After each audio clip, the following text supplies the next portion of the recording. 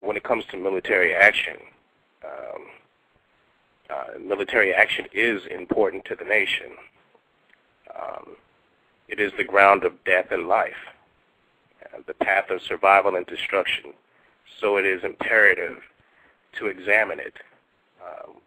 In terms of building a nation, you must entertain the act of creating a military to defend your country, defend the honor of the nation, and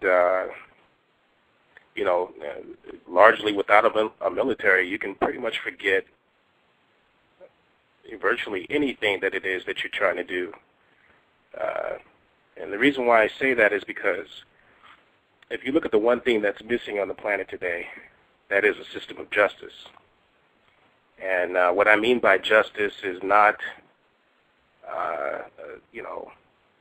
a person who has a stack of, traffic tickets and they have a warrant out for their arrest, and when that person is finally caught and put behind bars, or pays stands before a judge and pays a large fine. That's not the type of justice I'm talking about. I'm not talking about the type of justice where an individual creates a particular crime, whether it be a misdemeanor or second or first class infraction or anything like that. That's not the type of justice that I'm speaking on. If you look into the Black Law Book, really there is no definition for the word justice. So we have to come up with our own idea of what that justice would be. And really, justice is something that has been fleeting to the African American people on a larger scale. Sure, we've had small victories here and there in terms of our history coming out of slavery, and as well as dealing with the civil rights movement, dealing with Jim Crow.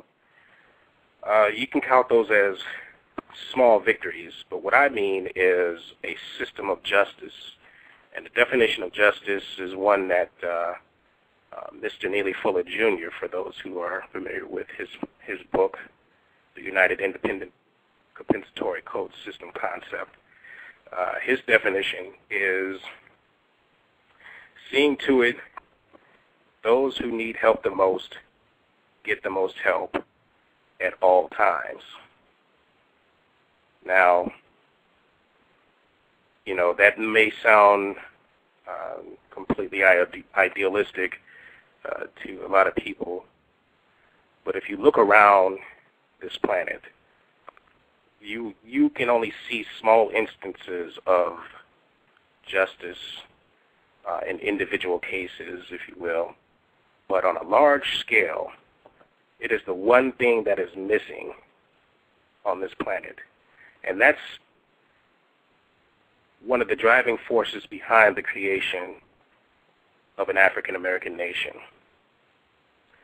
is to establish justice for African Americans, and then also that we can also become that standing example for all other peoples on the planet, that we can somehow come together and do something that has either not been done at all or hasn't been done in a long time.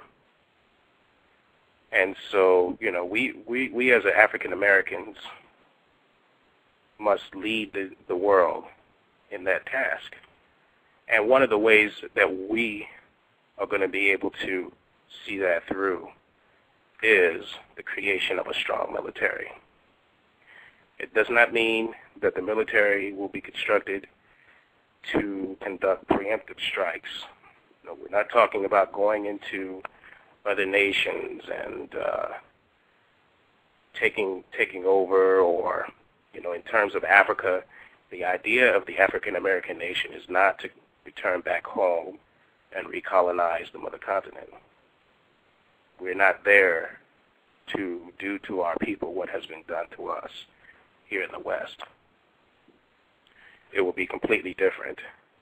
It will be a defense force to protect that which has been established for our people on the continent of our ancestors, and to see to it that what it is that we create is protected.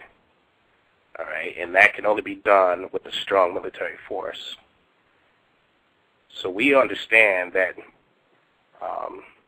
to overcome others' armies without fighting is the best of skills. Okay.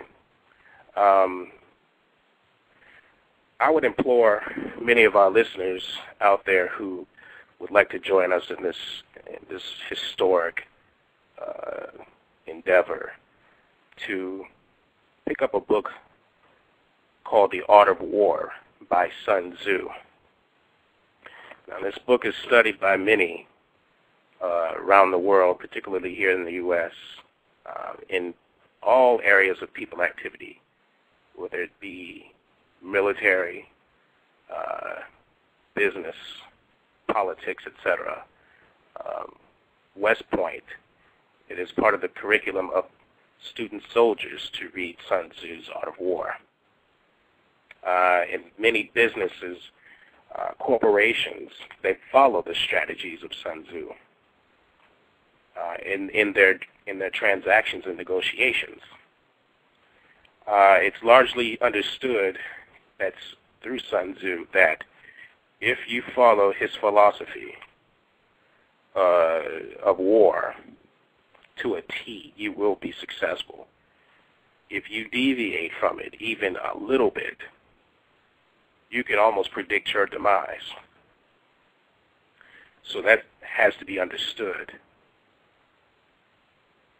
In other words, so I want to read something from Sun Tzu's Art of War. He states here, the superior militarist foils enemies' plots. Next best is to ruin their alliances. Next after that is to attack their armed forces. Worst is to besiege their cities. Now that's wisdom right there. You know, we're not talking about creating a military force and, you know, that to beat our chest and to say, you come over here, we're gonna, you know, bust you up or anything like that.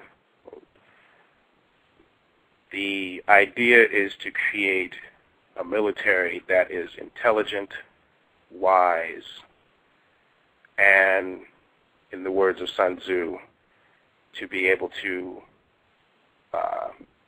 you know, foil the enemy's plots first and leave the actual attack as a last resort. Okay.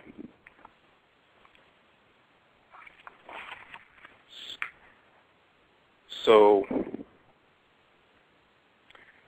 essentially, you know, at the end of the day, a military force, the idea of creating a military force must be taken seriously for anyone who is on board with this endeavor. It's not something to be taken lightly. We have to understand that our mission is to create a nation, a society for the former slaves, the descendants of former slaves, okay? And it is our right to go home and create a nation for our people. All right, and we're talking about a half a millennium, you know, is the time of our sojourn here in the West. And it's about time that we begin to understand that we are more than just the descendants of former slaves. Now we must take it to the next level and